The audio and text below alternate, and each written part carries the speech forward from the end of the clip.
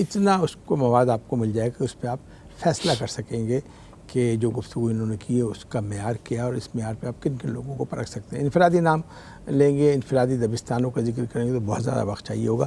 آخری جو گفتگو کے مراحل ہیں ان میں میں چاہوں گا ان لوگوں سے کچھ فیصلے کروا لیے جائیں کیونکہ یہ بڑے معتبر لوگ ہیں. علی صاحب, پہلا سوال میرا آپ سے, کوئی کرائٹیریا, کوئی پیمانہ ایسا آپ نے بنایا ہے جس پر اردو شاعری کے معیار کو واقع کربلا کے اثرات پر پرکھا جا سکے کہ بھئی انہوں نے واقع کربلا کو جس طرح استعمال کر کے اردو شاعری کو, جدید شاعری کو وہاں تک پہنچا دیے؟ کوئی پیمانہ ہے ایسا, کوئی ایسا اصول ہے یا کوئی ایسی چیز ہے؟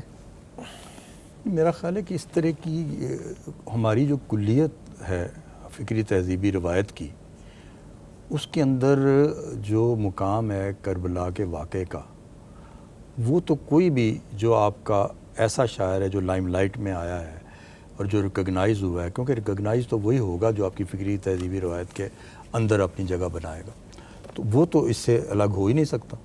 ٹھیک ہے, تو ایسی بات نہیں. ہاں آپ نے مثلا یہ کہا کہ صرف اس واقعے سے متعلق شاعری کر کے فیشن کے طور میں کوئی استعمال نہیں کرنا چاہتا تھا, کوئی مرکزی رو میں آیا, وہ ریئر لوگ ہوں گے, وہ میر انیس کی طرح کے ریئر لوگ ہوں گے کہ جنہوں نے, اور آپ کو پتہ ہے وہ بھی پھر صرف اس تک محدود نہیں رہے کہ کربلا کی صرف حال بیان کریں.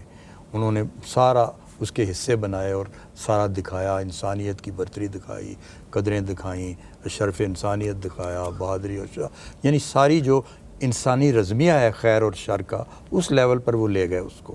کوئی مزاج تو نہیں بنا دیا کہ آپ جو غزل گئے گا اس میں کربلا کا ایک شعر ضرور ہوگا؟ نہیں, ایسی کوئی بات نہیں. لیکن دیکھیے, شاعری جب ہم جدید شاعری کی بات کرتے ہیں شکیل بھائی, تو اس میں کچھ چیزیں ایسی ہیں جو ایڈ اپ ہوئی ہیں آج سے 30-40 سال 50 سال پہلے کی شاعری کے مقابلے میں. سب سے بڑا امپیکٹ جو ہے وہ سوشل میڈیا کا ہے اس میں آیا. آج سے 40-50 سال پہلے چونکہ سوشل میڈیا نہیں تھا, تو اس وقت یہ گلہ بھی بہت سارے لوگوں کو تھا کہ جو مین سٹریم میڈیا ہے جیسے ٹیلی ویژن ہے یا اخبارات ہیں یا رسائل ہیں, وہ مضافات میں جو لوگ بیٹھے ہوئے ہیں ان کی وہاں تک رسائی نہیں ہے, تو وہ نظر انداز ہو رہے ہیں, نگلیکٹ ہو رہے ہیں.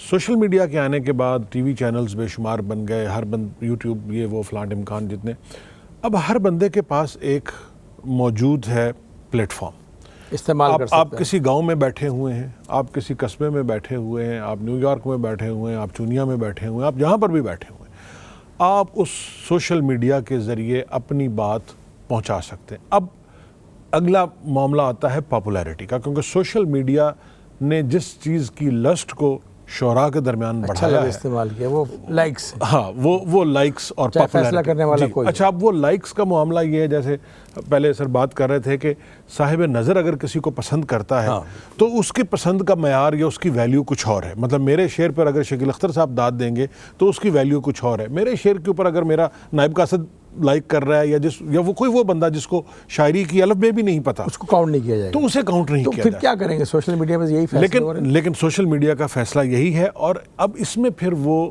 ہمارے بہت سارے شعراء جو ہیں وہ ایسے موضوعات اور ایسے مضامین جان بوجھ کر بھی لا رہے ہیں جس میں کسی خاص طبقے کی طرف سے لازمی طور پر انہیں کربلا تو ہمیں سبق یہ سکھا رہا ہے کہ معیار اور چیز ہے, ہاں, اور وہ جو موجود گواہیاں وہ اور چیز اویلیبل ریسورسز اور کے مقابلے میں 70-72 کا لشکر ہے. علی صاحب, آخری سوال آپ سے, شاید وقت ملے تو. قدیم شاعری میں غلو کو بنیاد بنایا گیا, یہ غلو کر رہا ہے. آپ کی شاعری میں پڑھاتے بھی ہیں آپ غلو کسے کہتے ہیں, اور شاعر جناب خیالات کی وادی کو کہا لے جاتا ہے. کیا جدید اردو شاعری میں کربلا کے حوالے سے غلو کم ہوا ہے یا اسی کو آگے بڑھایا گیا؟ میرا ذاتی خیال یہ ہے کہ وہ غلو کا زمانہ گزر چکا ہے. صحیح. اب جدید حیثیت یہ ہے کہ جب تک کچھ ریشنل ساتھ نہیں آتا, ریشنل کے بغیر آپ اٹریکٹ نہیں پاتے لوگوں, شکو الفاظ سے اب کربلا بیان توجہ کا مرکز نہیں بن سکتا. اب شکو تنتنے کے کوئی شاعر جو بھی کلاسیکل لوگوں کے درمیان لیو کر رہا ہے عام طور پر,